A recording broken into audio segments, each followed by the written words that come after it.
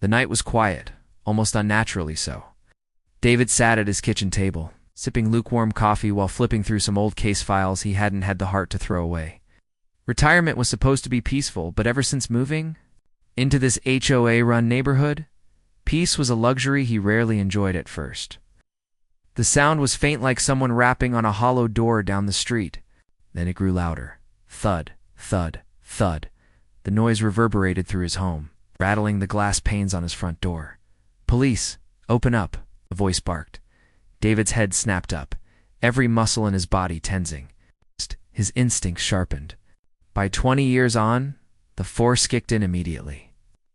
Something wasn't right. Police didn't knock like that at midnight unless it was an emergency. Even then, there was protocol. He moved silently to the front window, pulling the blinds, just enough to peek out. 2 men stood on his porch. They wore dark uniforms with shiny badges pinned awkwardly to their chests. Their boots were scuffed, their posture too casual, and their patrol car, a beat-up black SUV parked at an angle with a cheap magnetic red and blue light on the roof. David's frown deepened. He whispered under his breath, "Amateurs." Still, the pounding grew louder. One of the men shouted again, "Sir, this is the police department. You're under investigation for disturbing the neighborhood with loud music. Open this door, or we will force entry." David's stomach twisted, not out of fear, but anger. He hadn't even turned on the stereo that night. He hadn't even left the house. But then, like pieces of a puzzle clicking into place, he understood. This wasn't about noise. This had Karen's fingerprints all over it. For months, David had been in a cold war with the HOA president, Karen Whitmore. She was the type of woman who thrived on control, who believed her title gave her the right to meddle in everyone's lives. The battles had started small, petty. Fines for leaving his trash can at the curb for 5 minutes too long, citations for supposed lawn violations, even though he kept his yard immaculate. Then came the fabricated complaints. Dogs barking that didn't exist. Oil stains on a driveway that had been freshly pressure dash washed. But the real war began 3 weeks ago at the HOA meeting. Karen, as usual, stood at the podium with her nose in the air, demanding more funds for community improvements. David, fed up with her antics, had spoken up. Calmly, methodically, he laid out receipts and invoices he'd obtained through public record requests. The numbers didn't. Limoni had been disappearing, siphoned into accounts linked directly to Karen. The room went silent. Neighbors who had once been afraid of her exchanged looks of shock. Karen's face had gone red, then white, then red again. "You'll regret this." She'd hissed at David afterward, her voice low and venomous. And now here it was. Retaliation. She couldn't touch him legally, so she'd resorted to intimidation. Fake police. It's manufactured charges. She wanted him scared, humiliated, maybe even hauled off in front of the neighbors. But what Karen didn't know was that David wasn't just another homeowner. He wasn't some pushover. He was a retired detective. He was about to turn her little stunt upside down. David cracked the door open just a sliver. Enough for his voice to carry out, but not enough to give them leverage. "Evening, officers," he said, his tone even. "What seems to be the problem?"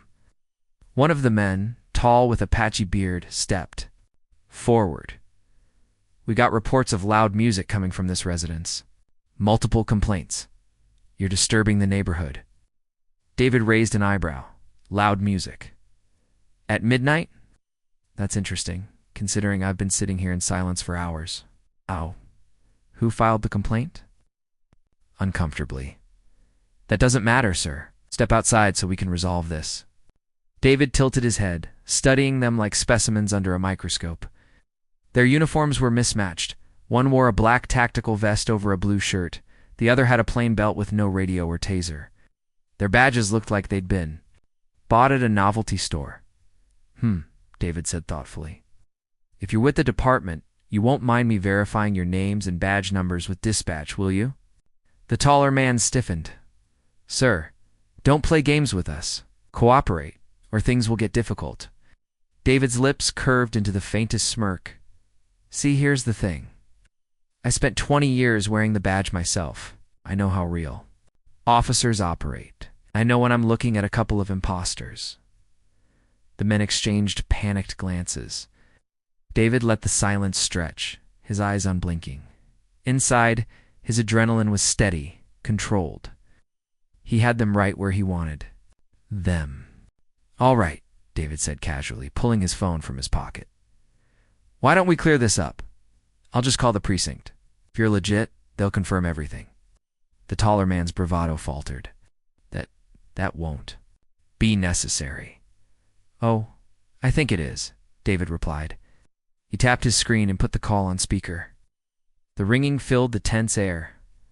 911. "What's your emergency?" came the operator's calm voice. "Yes, this is retired detective David Lawson. I've got 2 supposed officers at my door claiming I'm under investigation for noise complaints. Can you verify who's been dispatched to my address tonight?" There was a pause. "Sir, no officers have been sent to your residence." On the line, the imposter's faces drained of color. The shorter one took a step back, muttering, "We should go." But before they could retreat, the distant wail of real sirens echoed down the street. Blue and red lights flooded the cul-de-sac.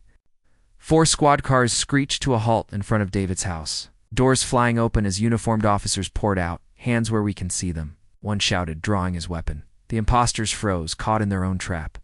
Within seconds, they were on the ground, cuffed and humiliated under the glare of headlights. David stepped onto his porch, arms crossed. "Took you long enough," he quipped to the real officers. The neighborhood gathered as word spread. Porch lights flicked on, blinds cracked open, whispers rippled through the night. People watched as the imposters were loaded into the back of squad cars. One officer pulled David aside. "We questioned them. They said someone from your HOA paid them to do this." David didn't even blink. "Karen Whitmore." The officer raised an eyebrow. "You sound sure." "Believe me," David said, his voice steady. "She's been gunning for me since I exposed her little embezzlement scheme. This is exactly her style, petty, dramatic, and reckless." Minutes later, texts and call logs from the imposters' phones confirmed it. Karen's name was right there, along with messages, "Make it scary. Teach him a lesson. He needs to be put in his place." The officers didn't waste time. He drove straight to Karen's house, David following behind in his own truck. When they knocked, Karen opened the door, wearing a silk robe and a smug smile, clearly expecting news of David's humiliation. Instead, she froze at the sight of flashing lights and uniformed officers. "Mrs. Whitmore?" an officer asked. "Yes. What's going on?" she stammered. "You're under arrest for conspiracy to impersonate law enforcement, harassment, and attempted unlawful entry." Karen's jaw dropped. "This is ridiculous. I'm the HOA president," was protecting the neighborhood. But the officers weren't interested in her excuses. The handcuffs clicked shut, and for once, Karen had nothing left to say. As they escorted her to the squad car, neighbors emerged from their houses, gathering on sidewalks and driveways.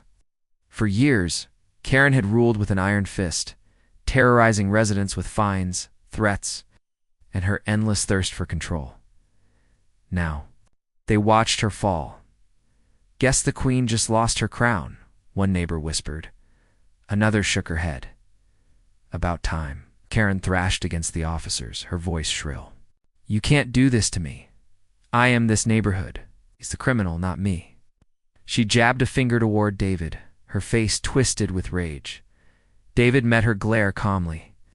"Karen, the difference between us is simple. I enforce the law.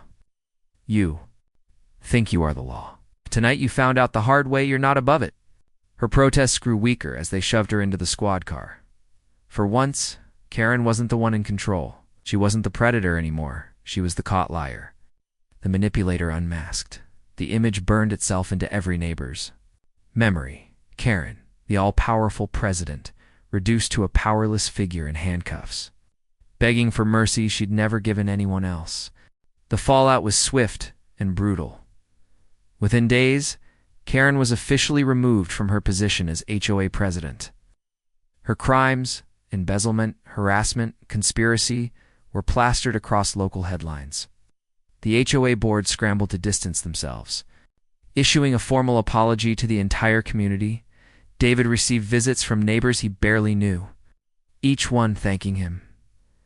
"She'll fine me $200 for planting daisies instead of roses," one woman confessed. "She made me repaint my house because she didn't like the shade of blue," another said. "She told my kids they couldn't ride their bikes on the sidewalk," added a father. Karen had terrorized them all. Now, thanks to David's courage, she was gone. At the next HOA meeting, a new board was elected, one built on fairness and transparency. For the first time in years, the community felt united instead of divided. As for Karen, she faced multiple charges. Her smug arrogance vanished in court, replaced by desperate pleas. But the evidence was stacked too high, her allies too few. David sat on his porch weeks later, coffee in hand, watching kids ride their bikes freely down the street. The air felt lighter, the neighborhood quieter. He smiled to himself. "Funny," he muttered. "She accused me of making noise. Turns out the loudest noise was her downfall, echoing through the whole neighborhood." And with that, he leaned back in his chair, finally enjoying the peace he'd fought so hard to protect.